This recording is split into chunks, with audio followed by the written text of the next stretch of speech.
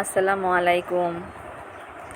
প্রতিদিনের মতো আজকেও আমি বিভিন্ন রকমের শাক সবজি মাছ দিয়ে খেতে বসলাম।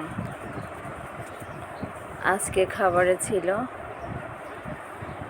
পুঁই শাক চিংড়ি দিয়ে একটি ভাজি, ট্যাংরা মাছ ভাজা, সাথে ছিল শশার সালাদ, টমেটো দিয়ে ট্যাংরা মাছের ঝোল। এই হচ্ছে আজকে আমাদের খাবারের মেনু। প্রথমেই আমি পুঁই শাক তরকারি দিয়ে ভাত খাওয়া শুরু করব। আর সাথে তো মরিচ থাকতেই হবে, সেটা যে কোনো মরিচই হোক। আমি আজকে পুঁই শাকের সাথে একটু ঝাল করে শুকনো মরিচ ভাতে ভালো করে মেখে নিলাম। চিংড়ি দিয়ে পুঁই শাক তরকারি রান্না করলে বা ভাজি করলে সেটা অসাধারণ হয় খেতে। আর আমি যেহেতু একটু ঝাল পছন্দ করি, তাই সব খাবারের সাথে একটু মরিচ মেখে নিলাম। শাকের সাথে মরিচ দিয়ে খেতে অনেক মজা, একটু ঝাল ঝাল লাগে আর খুব টেস্টি হয়। আলহামদুলিল্লাহ, আমার পরিবারের সবাই আমার এই খাবারগুলো খুব পছন্দ করে। সবাই তৃপ্তি করে খাবারগুলো খেয়ে নিচ্ছে।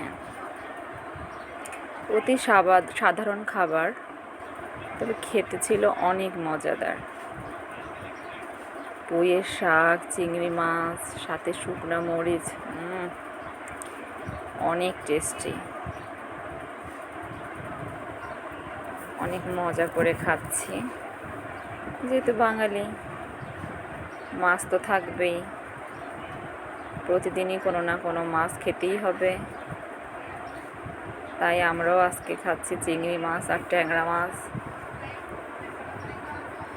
এই দিয়ে সুন্দর করে খেয়ে নিচ্ছি। আলহামদুলিল্লাহ, খাবারগুলো অনেক মজাদার ছিল। পেট ভরে মজার তরকারিতে খেয়ে নিলাম।